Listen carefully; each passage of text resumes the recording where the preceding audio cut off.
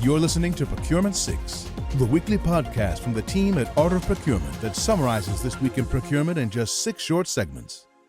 Hi there, my name is Philip Eitzen, and today is Friday, August the 9th, 2024. 6.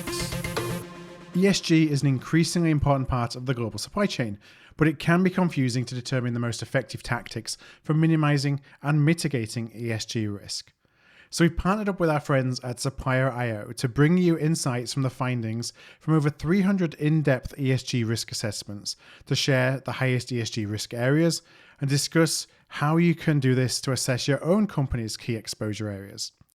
So the tip of the week this week is to encourage you, if you have any involvement in ESG, to join us on August the 20th. It's at 11 a.m. EST for a webinar on this very topic. And if you can't make it, by signing up, you'll get immediate access to the recording as soon as the session is over. Just go to artofprocurement.com/calendar to register. 5. In this week's episode of the Art of Procurement podcast, Kelly Barnes speaks with Arno Marade, the Director of Product Marketing at iValua, and Vivek Jayaraj, the Managing Director at Deloitte Consulting, about challenges and opportunities in leveraging a single source of truth for managing third-party risk in financial services. In particular, they discussed how AI can support risk monitoring and mitigation. And in this short clip, Vivek shares how he's hearing the industry talk about AI and risk management right now. Let's listen in. As folks are starting to get into this space, the foundational thing is, do they have the data, right? So number one, do they have the right quality of data? And that's frequently the biggest obstacle that's cited. With over 60% of procurement leaders will say, we'd love to do this, but we just don't have the right data or the underlying infrastructure to be able to do that in order for the Gen AI to actually make sense. So that's one thing they're grappling with. But we're seeing some of the more the leaders in the space. We're seeing them start to deploy use cases for Gen AI in risk. There's a company I know that's actually using it to start going through contracts and looking for sources of risk in that existing contracts, negotiated contracts. They're able to do that a lot faster, obviously, but it also starts to sort of generate risk reports, but then there's a human in the loop that can evaluate that and see whether certain mitigating actions have to be taken. So they're starting to as long as they have the repository, as long as they have digitized and they have the ability to start going through all of those contracts, we're starting to see people do some interesting things.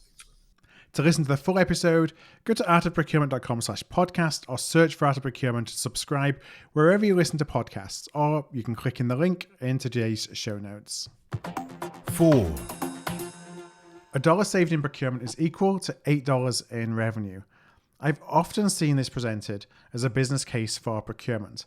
Now, the first time that I can recall seeing a number like this was all the way back in 2007-2008 time period in a research report from Aberdeen Group. I was inspired to write about it this week and talk about it on the podcast as I noticed a post on LinkedIn talking about this concept. Now, that post was in the context of reducing cost of goods sold. Now, as a practitioner, I liked the idea of this. It gave me confidence in the impact that procurement can have, but also the frustration that, well, why does nobody else in the business understand this, that this dollar saved by procurement is equal to $8 in revenue? Now, as I grew into roles of more responsibility, however, the more I struggled with this reasoning. And it's not because it's wrong, but it's because it's not really how the C-suite sees the world. At the end of the day, you have to invest to grow, and this positions a procurement value proposition very much as entirely savings-based. That may have helped us grow over the last 20 years, but it's also arguably the reason that's led to the plateau in many organizations. Now, should you want to use this model, however, to illustrate the impact of a savings program, what I've found to be a lot more useful is to reframe savings in a unit of measure that's meaningful to the stakeholder. So, for example, this savings is the equivalent of funding or keeping X number of FTEs or Y units sold of product Z. Now, this sometimes makes those saving numbers a bit more tangible because in big business, dollars and cents, I found that a lot of stakeholders actually become immune to these big numbers because they're working with them every day. This is Procurement 6 from Art of Procurement. To get notified every time an episode is published, go to artofprocurement.com/subscribe. 3.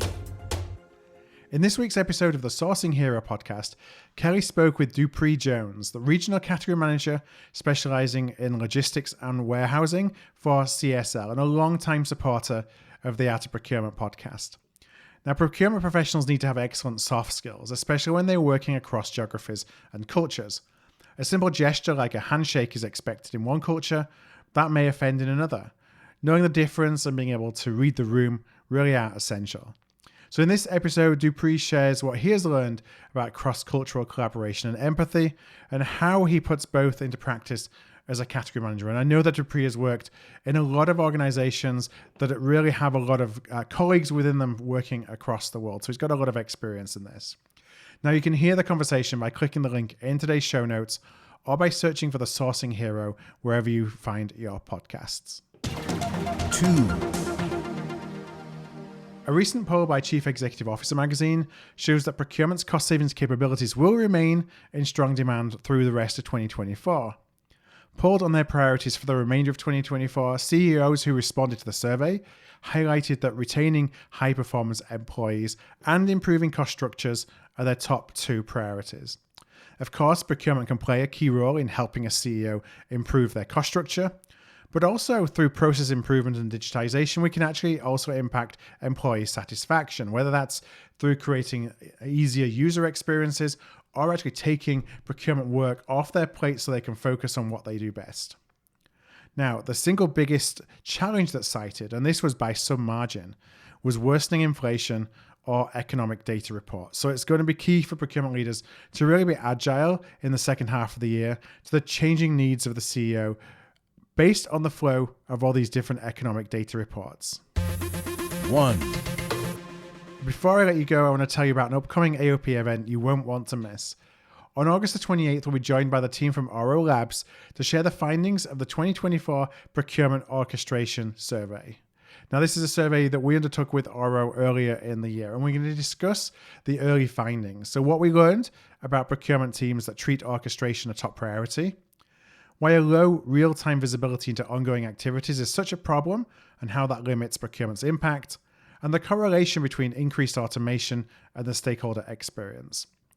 To register, find the link in today's show notes or go to artofprocurement.com/calendar. Thanks for listening. We'll be back next Friday at 6 a.m. U.S. Eastern Time. If you've enjoyed this pod, help us grow and tell your peers to search for Procurement 6 wherever they get their podcasts.